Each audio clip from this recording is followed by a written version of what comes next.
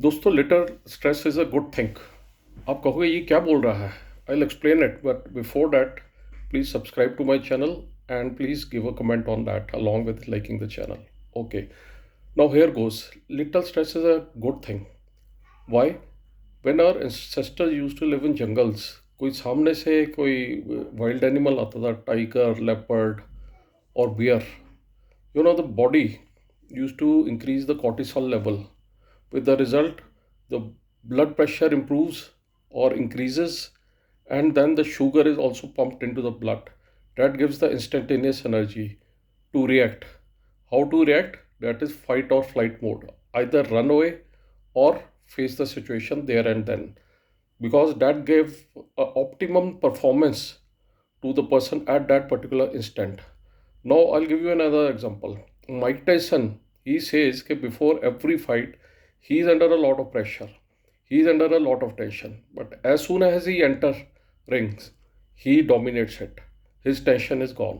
But before he enters the ring, his all his faculties are firing at the maximum RPM, and he is totally in the movement and ready to do what is required.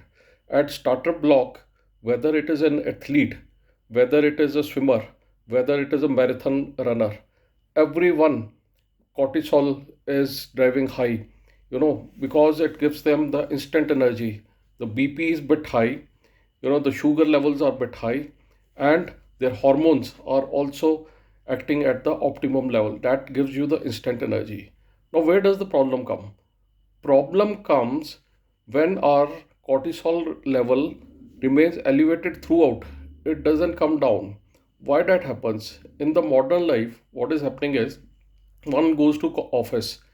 There are tensions in the office, tension in the home, financial problem, health problem. All these problems are there, which manifest as soon as you wake up. You start thinking about it and keep on thinking about it throughout the day, even while you are going to sleep. The things keep on playing in your mind.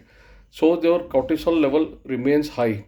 The kind of energy which you require to act is only should only be for a little time, and then it should come down to normal, because for our ancestors, when the situation stabilized, the cortisol also stabilized. But in the modern world, that is not happening. That is why all the problems are coming with the raising of cortisol.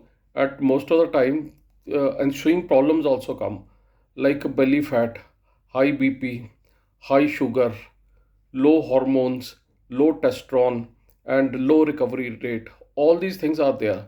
So, consciously, we have to take certain measures to ensure that cortisol level comes down. What are those measures? Those measures are that you do meditation, you play sport, you go and meet your friends, you spend time with the family, you do gratitude.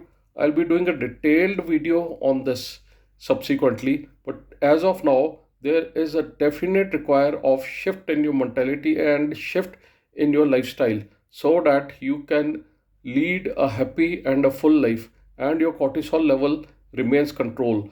The another way to control your cortisol is to take action before any major battle.